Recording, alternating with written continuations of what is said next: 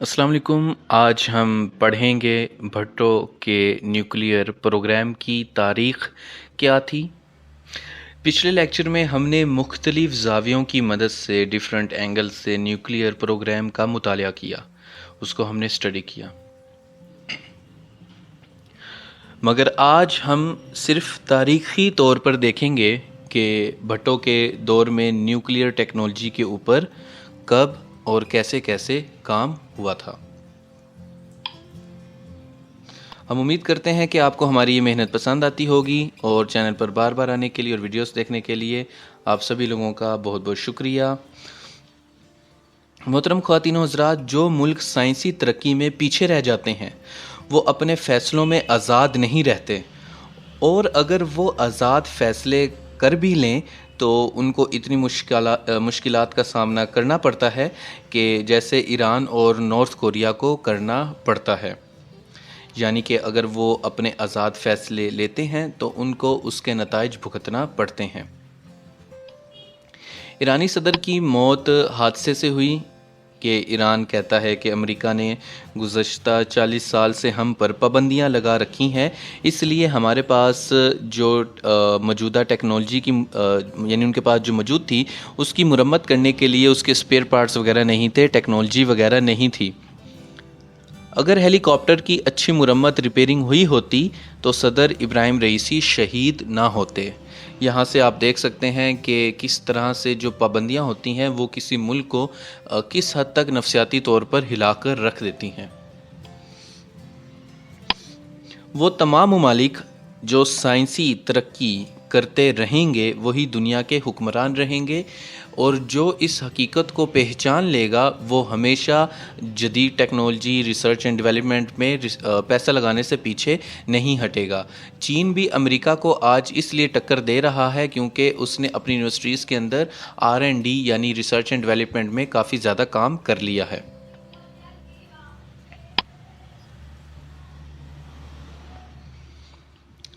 मुस्तकबिल में तो शायद हम इंसानों को लड़ने की ज़रूरत ही ना पड़े कि हम इस काम के लिए शायद रोबोट बना लें। आज के दौर में मिसाइल टेक्नोलॉजी बहुत ज़्यादा अहम है और इसकी अहमियत से इनकार नहीं किया जा सकता। मिसाइल टेक्नोलॉजी की मदद से अपनी हिफाजत करना आसान हो जाता है।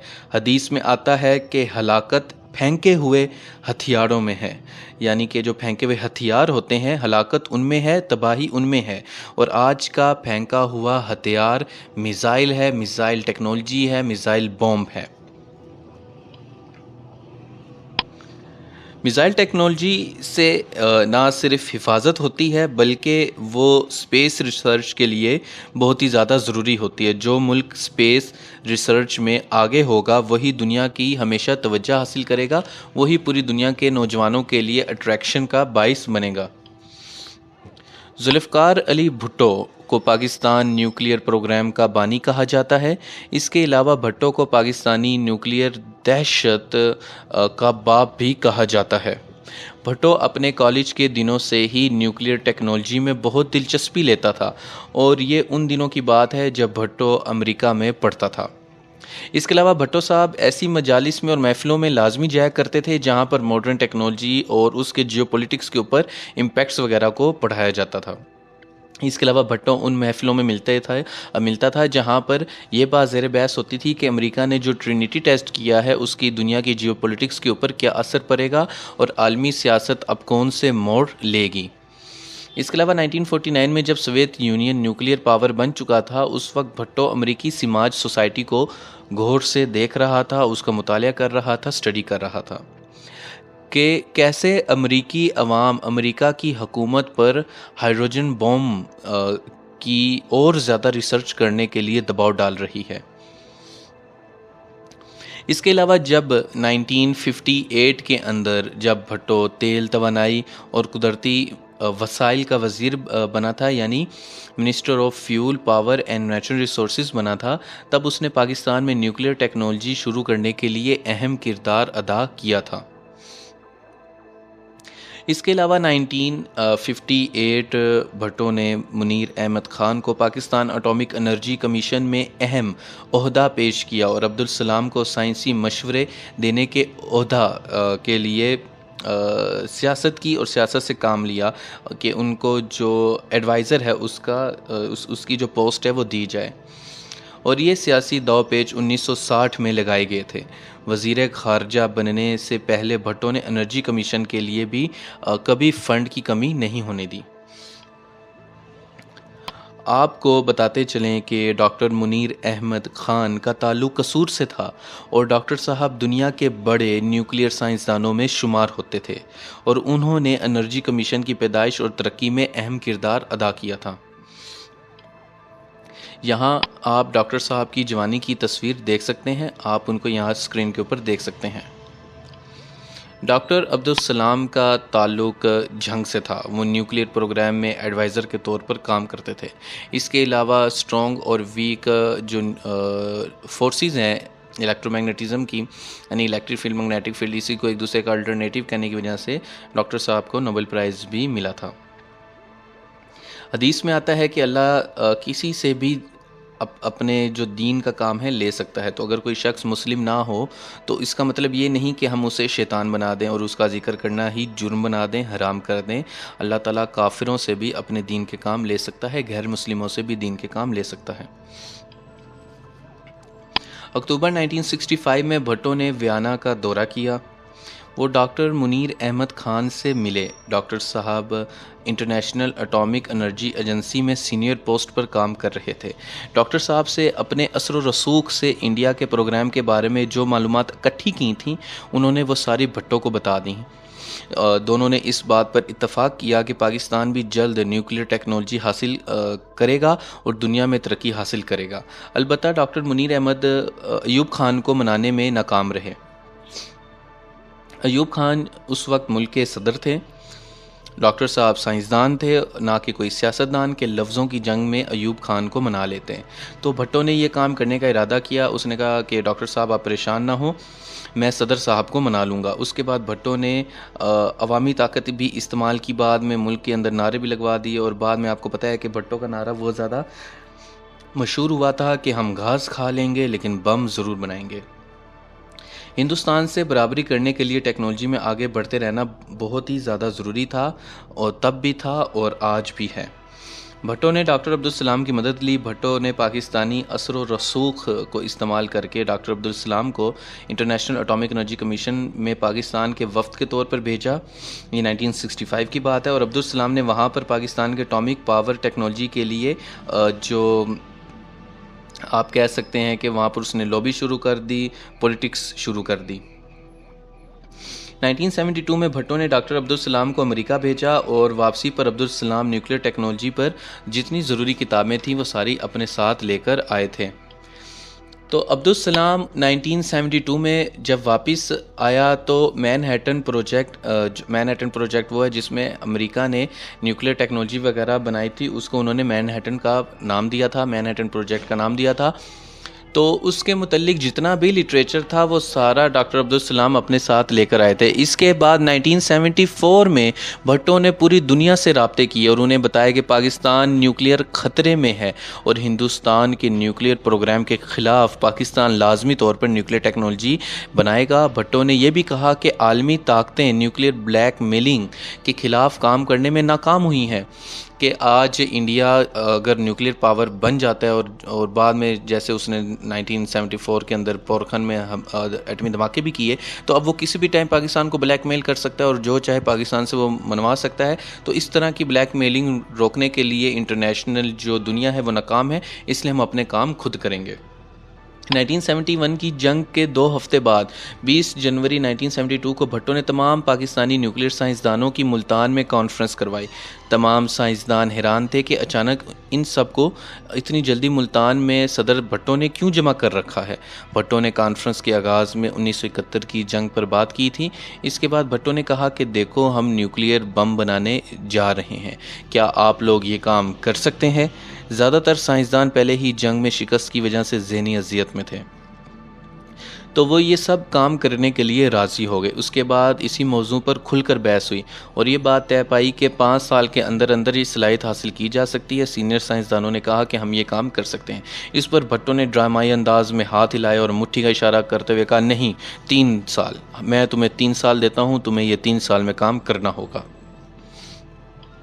मजलिस यानी मीटिंग का माहौल बहुत पुरजोश हो चुका था। एक न्यूक्लियर साइंसदान सदीक अहमद भट्ट ने भट्टो की तवज्जो हासिल की। उन्होंने बुलंद आवाज़ में कहा कि मैं ये काम 3 साल में कर लूँगा। सदीक अहमद भट्ट डॉक्टर मुनीर की सरपरस्ती में काम कर रहे थे। भट्टो ने जब तमाम सियासतदानों का जोश और जज्बा देखा तो उसने कहा कि अब बाकी मामलात हैं सियासी तौर पर हल किए जाएंगे और बाकी अब सियासी मामलात रह गए हैं, तो अब उसके ऊपर मेहनत करना मेरी ज़िम्मेदारी है और आप लोग परेशान ना हो। आप लोगों को तमाम रिसोर्सेज दिए जाएंगे, तमाम सहूलियात का जो बंदोबस्त है वो किया जाएगा। 1970 की दहाई से पहले हुसैन शहीद सोहरवर्दी के दौर में न्यूक्लियर टेक्नोलॉजी पर काम हो चुका था, मगर वो पुरअमन था। उससे बिजली वगैरह बनानी थी और बाकी टेक्नोलॉजी में तरक्की हासिल करने के लिए था, जैसे मेडिसिन रिसर्च एंड डेवलपमेंट। भट्टो अपनी किताब द मिथ ऑफ इंडिपेंडेंस में लिखता है कि अगर पाकिस्तान न्यूक्लियर बम नहीं बनाएगा तो इंडिया जब चाहेगा पाकिस्तान को डरा धमका कर अपने फ़ायदे हासिल करता रहेगा और हमें ये वक्त आने से पहले बम बनाना है। ये किताब भट्टो ने 1969 में लिखी थी। 1974 में स्माइलिंग बुद्धा के नाम से पोरखान में जो इंडिया ने बम धमाके किए थे वो पाकिस्तान के लिए वाज़िया पैगाम था। भट्टो ने इंडिया के बम धमाकों के बाद प्रेस कॉन्फ्रेंस में कहा था कि हिंदुस्तान के बम धमाके पाकिस्तान की सालमियत के लिए ख़तरा हैं। खैर, इसके बावजूद कि पाकिस्तान के पास पैसों की कमी थी, मगर पाकिस्तान ने न्यूक्लियर बम बनाने का इरादा कर लिया। भट्टो ने कहा कि हम घास खा लेंगे मगर बम ज़रूर बनाएंगे। 20 जनवरी 1972 को पाकिस्तान एटॉमिक एनर्जी कमीशन के मामलात फ़ौज को दे दिए गए। जनरल टिक्का खान बराह रास्त अब उसको कंट्रोल करने लगे। 1972 के आखिर में कराची न्यूक्लियर पावर प्लांट का इफ्तिताह हुआ, जिसका मकसद एटॉमिक एनर्जी से बिजली पैदा करना था। खैर, अमरीकी मैनहट्टन प्रोजेक्ट की तर्ज पर पाकिस्तान ने भी अपने न्यूक्लियर पावर बनने के सफ़र का आगाज़ किया। इसके अलावा वो सीनियर साइंसदान भट्टो के साथ राब्ते में रहते थे। वो भट्टो को ब्रीफिंग देते रहते थे, जिसकी वजह से भट्टो हर किस्म की बातचीत वगैरह जानता था कि वहाँ पर क्या हो रहा है, कितना काम हो रहा है। अब्दुल सलाम का ऑफिस भट्टो के ऑफिस के पास वज़ीर-ए-आज़म के सेक्रेटेरिएट में ही था। भट्टो की सिफारिश पर अब्दुल सलाम ने थ्योरेटिकल फ़िज़िक्स ग्रुप बनाया था और उस ग्रुप का काम था कि हर एक ऐसी चीज़ के ऊपर बहस की जाए, रिसर्च की जाए कि जो कि न्यूक्लियर टेक्नोलॉजी और जो मॉडर्न फ़िज़िक्स है, थ्योरेटिकल फ़िज़िक्स है, उसके लिए ज़रूरी है। बाद में मुनीर अहमद खान ने प्रोग्राम के लिए बजट की मंजूरी भी करवाई थी और ये काम हर हाल में करना था। भट्टो ने लेफ्टिनेंट जनरल रहीमुद्दीन से बात की थी कि वो एनर्जी कमीशन के मामलात देखें, मगर 1971 में उन्होंने इनकार कर दिया था। इसके बाद अमेरिका से सीखे हुए पढ़े हुए न्यूक्लियर साइंसदान डॉक्टर मुनीर अहमद खान को ये जिम्मेदारी सौंपी गई। भट्टो चाहता था कि कोई ऐसा शख्स कमीशन को चलाए जो साइंस और मईशत यानी कि साइंस एंड इकनॉमिक्स दोनों चीज़ों को अच्छे तरीके से समझता हो। 1965 में मुनीर खान और भट्टो दोनों के दरमियान बहुत अच्छे ताल्लुकात पैदा हो गए थे। काफ़ी अच्छे रिलेशन एस्टेब्लिश हो गए थे, दोस्ती हो गई थी। यहाँ तक कि भट्टो ने बेनज़ीर भुट्टो और मुर्तज़ा भुट्टो को ये हिदायत दी थी कि मेरे मरने के बाद भी मुनीर अहमद खान के साथ राब्ते में रहना। 1976 में कोहोटा रिसर्च सेंटर लेबॉर्ट्री बनाई गई, जिसे कोहोटा रिसर्च लेबॉर्ट्री के भी पहले कहा जाता था और उसका इंजीनियरिंग लेबॉर्ट्री भी नाम रखा गया और आज उसका doctor AQ Khan research laboratory उसका नाम है। तो वहाँ पर खुफिया प्रोग्राम था जिसका नाम था प्रोजेक्ट 706। इस प्रोग्राम में पैरेलल के अंदर न्यूक्लियर टेक्नोलॉजी को बनाना था कि एक तरफ पाकिस्तान एटॉमिक एनर्जी कमीशन ही काम कर रही है और जो कि प्लूटोनियम टेक्नोलॉजी, प्लूटोनियम एक एलिमेंट है, उसके मदद से बम बनाएगी, जबकि डॉक्टर अब्दुल कदीर खान का काम ये था कि वो प्रोजेक्ट 706 में कोहोटा रिसर्च सेंटर के अंदर यूरेनियम इनरिचमेंट के ज़रिए से ये जो टेक्नोलॉजी है वो हासिल करेंगे। तो पाकिस्तान दो मुख्तलिफ रास्तों से न्यूक्लियर टेक्नोलॉजी हासिल करने के रास्ते पर गामज़न था। इस खुफिया प्रोग्राम का मकसद हर हाल में पाकिस्तान को न्यूक्लियर पावर बनाना था। इस प्रोग्राम को डॉक्टर अब्दुल कदीर खान और लेफ्टिनेंट जनरल जाहिद अली अकबर मिलकर चला रहे थे। जाहिद अली अकबर इंजीनियर भी थे। पाकिस्तान नॉन प्रोलिफरेशन ट्रीटी, जिसे एनपीटी का कहते हैं, उसका हिस्सा नहीं बना। हम नॉन प्रोलिफरेशन ट्रीटी के नाम से इसको हम पहले पढ़ा चुके हैं, और न्यूक्लियर प्रोलिफरेशन के नाम से पूरी एक प्लेलिस्ट हमारे चैनल पर मौजूद है। आप वहाँ जाकर उसको डिटेल से देख सकते हैं। एनिमेशंस के साथ और क्वालिटी लेक्चर्स के साथ आपको पढ़ाया गया है। तो पाकिस्तान एमपीटी का हिस्सा नहीं बना, और जो न्यूक्लियर सप्लायर ग्रुप्स थे एनएसजी ममालिक, उन्होंने पाकिस्तान को न्यूक्लियर टेक्नोलॉजी देने से मना कर दिया। ये वो ममालिक हैं जिनके पास न्यूक्लियर पावर मौजूद है और वो पूरी दुनिया को टेक्नोलॉजी बेचते हैं ताकि दुनिया के ममालिक पुरअमन तरीके से बिजली बना सकें। तो भट्टो के न्यूक्लियर प्रोग्राम के बाद जो न्यूक्लियर सप्लायर ग्रुप्स हैं उन्होंने पाकिस्तान के साथ माहिदा तोड़ दिया था। अब आपको एक बहुत ही मज़े की बात बताते हैं कि एक साहब हैं कौसर नियाज़ी, जो मौलाना कौसर नियाज़ी के नाम से मशहूर हैं। वो जमात इस्लामी के सीनियर रहनुमा थे। ये मौलाना कौसर नियाज़ी के नाम से भी मशहूर हैं। ये भट्टो के साथ 6 साल काम करते रहे और उनकी हुकूमत में 6 साल काम किया और पीपीपी के भी मेंबर रहे। कौसर नियाज़ी के मुताबिक डॉक्टर मुनीर अहमद खान बहुत लंबा रास्ता इख्तियार कर रहे थे और भट्टो को मिसगाइड कर रहे थे। डॉक्टर मुनीर की बात मानी जाती तो पाकिस्तान कभी भी कम वक्त में न्यूक्लियर टेक्नोलॉजी ना बना पाता। फ्रांस से न्यूक्लियर टेक्नोलॉजी आनी थी। 95% पेपर वर्क काम हो चुका था। ब्लूप्रिंट डिज़ाइन वगैरह पाकिस्तान को मिल चुके थे। पाकिस्तान के पास 95% इंफॉर्मेशन आ गई थी। अब बस मशीनरी ने आकर वहाँ पर मशीनरी ने आना था, उसने वो फिक्स होना था, उसने काम करना स्टार्ट करना था। मगर अमरीकी और आलमी दबाव की वजह से पाकिस्तान और फ्रांस में माहिदा ख़त्म हो गया। जबकि दूसरी तरफ डॉक्टर अब्दुल कदीर खान कह रहे थे कि मैं प्लूटोनियम के लंबे रास्ते पर जाने की बजाय बराह रास्त यूरेनियम इनरिचमेंट से न्यूक्लियर बम बना सकता हूं। और हम जानते हैं कि डॉक्टर अब्दुल कदीर खान अपने वादे में सच्चे थे और उन्होंने प्लूटोनियम की बजाय यूरेनियम इनरिचमेंट से ये काम कर दिखाया।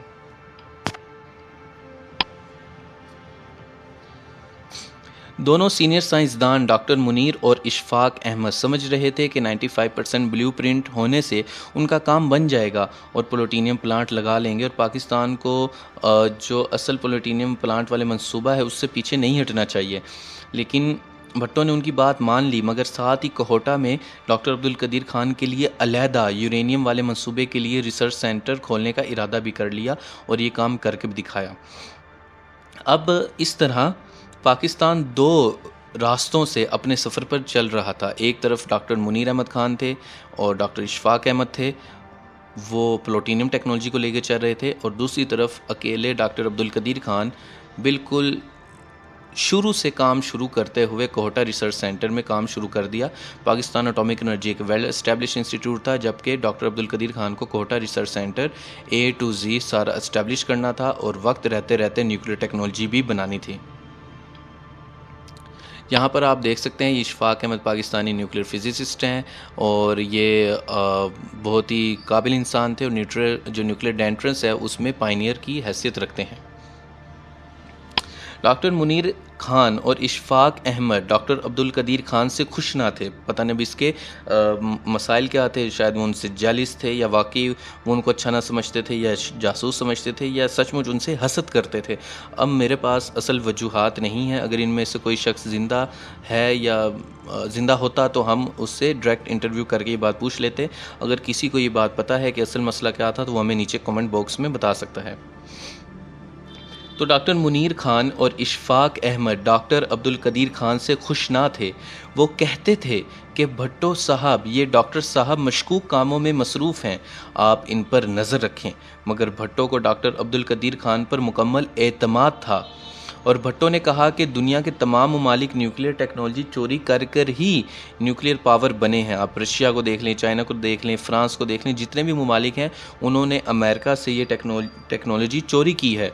और असल में हिटलर के जर्मनी ने इस टेक्नोलॉजी का ब्लूप्रिंट तैयार कर लिया था, वहाँ से फिर अमेरिका ने भी उसको तैयार कर लिया था। हिटलर को मौका नहीं मिला, अमेरिका को मौका मिल गया टेस्ट मुकम्मल करने का, और उसके बाद फिर बाकी ममालिक ने अपनी जासूस एजेंसियों की मदद से वहाँ से टेक्नोलॉजी हासिल की थी। तो जो काम पहले ही हो चुका है तो उसमें कोई चोरी नहीं। तो डॉक्टर अब्दुल कदीर खान कोई इलीगल काम नहीं कर रहे। आप उसमें ज़्यादा टांग ना अड़ाएं। आप पाकिस्तान एटॉमिक एनर्जी कमीशन के ऊपर ध्यान दें और कोहटा रिसर्च सेंटर को उसका काम करने दें। आलमी दबाव बहुत ज़्यादा बढ़ रहा था। भट्टो ने डॉक्टर मुनीर और पाकिस्तानी सफ़ीर अजीज़ अहमद की मदद से मामलात ठंडे किए और आलमी दबाव को कम करने की हर मुमकिन कोशिश की। अजीज़ अहमद दुनिया भर की टेक्नोलॉजी कंपनियों के साथ हर वक्त राब्ते में रहते थे और अमेरिका की मुदाखलत होने से पहले इम्पोर्टेंट इलेक्ट्रॉनिक्स और जो मेटलर्जी है उसका जो सामान था पाकिस्तान के लिए परचेज़ कर लेते थे। तो इनकी भी पाकिस्तान के लिए काफ़ी अच्छी कंट्रीब्यूशन रही है। भट्टो ने आईएसआई को एक्टिव किया और ऑपरेशन सनराइज़ के नाम से अमेरिकी सिफारतकारों को सिफारती जंग हरानी शुरू कर दी और अमेरिका के अंदर वो अमेरिकी सियासतदान जो कि पाकिस्तान के न्यूक्लियर प्रोग्राम के ऊपर बहुत ज़्यादा बोलते थे और ख़तरा थे, उनको लॉबी वगैरह करके पैसे लगा के आईएसआई की मदद से खुफिया इन्फॉर्मेशन लेके हराना शुरू कर दिया। जो भट्टो थे वो डॉक्टर अब्दुल कदीर खान को मुकम्मल सपोर्ट भी कर रहे थे और डॉक्टर साहब भी भट्टो को मायूस नहीं किया। इंडिया और सोवियत यूनियन को पाकिस्तान के न्यूक्लियर पावर बनने के सफ़र के बारे में ज़्यादा मालूमात नहीं मिल रही थी, अमेरिका को मिल रही थी और इसलिए अमेरिका के साथ आईएसआई की जंग जारी थी। आईएसआई अमेरिका को भी हरा रहा था और दूसरी तरफ इंडिया और सोवियत यूनियन को भी इंफॉर्मेशन नहीं पहुँचने दे रहा था। वो यही दिखा रहा था कि देखो हमारा प्लूटोनियम का प्रोजेक्ट था पाकिस्तान एनर्जी कमीशन का, वो तो बेकार हो चुका है, फ्रांस के साथ हमारा राब्ता ख़त्म हो चुका है। और दूसरी तरफ जो कोटा रिसर्च सेंटर है तो वहाँ तो पीने का पानी नहीं है, तो बम कहाँ से बनेगा, पैसा कहाँ से आएगा। और यही तो बात थी। एक बहुत ही अच्छी किताब है कांटे से कहूटे तक, कि हमारे पास कुछ भी नहीं था और फिर हमने मिसाइल, मेटलर्जी और महंगी तरीन टेक्नोलॉजी बनाई। वो पढ़ने वाली किताब है, अगर आपको बाज़ार में मिले तो लाजमी ख़रीदें और उसको एक दफ़ा बैठ के पढ़ें कि किस तरह से गधा रेडी के ऊपर, साइकिल के ऊपर हमारे साइंसदानों ने सफ़र का आगाज़ किया था। तो जो भट्टो ने बताया था कि मिथ है इंडिपेंडेंस की, और असल में याद रखिएगा कोई भी मुल्क उस वक्त तक आज़ाद नहीं है जब तक कि वो साइंस, टेक्नोलॉजी और इकोनॉमिक्स में आज़ाद नहीं है। अगर आज दुनिया में तरक्की करनी है तो साइंस एंड टेक्नोलॉजी में तरक्की करनी होगी, वरना अगर इंडिया हमारे से आगे रह जाएगा और हम टेक्नोलॉजी में आगे नहीं बढ़ेंगे तो इंडिया ना सिर्फ हमारे नॉर्दर्न एरियाज़ पे कब्ज़ा कर लेगा, आज़ाद कश्मीर ले लेगा, पीछे छोटा सा पंजाब और सिंध बचेगा, सिंध अपना सिंध के अंदर अलहदा बगावत करवा के बना दी जाएगी, छोटा सा पंजाब बनेगा, उसको इंडिया ले लेगा और बाद में इन तमाम एरियाज़ को इंडिया कैप्चर कर लेगा। तो पाकिस्तान को अगर हकीकी आज़ादी चाहिए, ये जो आप आजकल सुनते हैं ना हकीकी आज़ादी, ये बहुत पहले से बातें हो रही थी और हमेशा से ये बहस जारी रहती है। तो भट्टो ने कहा था अगर पाकिस्तान को हकीकी आज़ादी चाहिए तो हमें इंडिया के ख़िलाफ़ खड़ा होना होगा, वरना इंडिया अपनी एयरफोर्स में मिसाइल टेक्नोलॉजी लॉन्च करवा कर सीधा पाकिस्तान पे बम मारेगा और उसके लिए पाकिस्तान को कैप्चर करना आसान हो जाएगा। इसके अलावा जो पाकिस्तान एटॉमिक एनर्जी और कोहटा रिसर्च सेंटर है, दोनों ने 1977 तक काम मुकम्मल कर लिया था और उन्होंने ये कहा था कि चागी की साइट्स पर हम ये काम करेंगे। और भट्टो भी बहुत ही ज़्यादा पुरएतमाद था। तो 1970 तक पाकिस्तान ने जो इलेक्ट्रोमैग्नेटिक आइसोटोप सेपरेशन था, फिसल आइसोटोप्स का, ये वो टेक्नोलॉजी है। अगर मैं आपको आसान लफ्ज़ों में बताऊं तो 1970 तक पाकिस्तान ने टेक्नोलॉजी बना ली थी और ज़िया-उल हक़ के दौर में सब कुछ मुकम्मल था और नवाज़ शरीफ के दौर में धमाके हुए। बेनज़ीर के दौर में हुआ था कि मिसाइल टेक्नोलॉजी बहुत ही ज़्यादा इन्हेंस हो गई थी। तो अगर हम यूँ देखें कि भट्टो ने एटॉमिक एनर्जी शुरू किया, ज़िया-उल हक़ ने उसको जो 5% काम रहता था उसको कंप्लीट करवाया, बेनज़ीर ने मिसाइल टेक्नोलॉजी इंप्रूव किया और नवाज़ शरीफ ने उसको बजट को कभी कम नहीं होने दिया, हमेशा बढ़ाता रहा और एट दी एंड उसने धमाके करवा दिए। तो ये 4 मेन करैक्टर हैं न्यूक्लियर हिस्ट्री के अंदर, जो कि पॉलिटिशियंस हैं, जो साइंटिस्ट हैं, वो तो आपको हम साथ साथ बताते ही रहे हैं। तो ये चागी के पहाड़ हैं, बहुत खूबसूरत पहाड़ हैं। आप यहाँ पर देख सकते हैं कि ये इनके अंदर खाइयाँ मौजूद हैं, ये अंदर अचानक गहरे हो जाते हैं। तो इसकी वजह से ये होता है, यहाँ पे अगर बम मारेंगे तो बम क्या होता है, वो ऊपर की तरफ उठता है। न्यूक्लियर बम साइडों पे नहीं फैलता, वो साइडों के साथ फैलने की बजाय ऊपर की तरफ एक गोला सा बनाता है और छतरी सी बनाता है।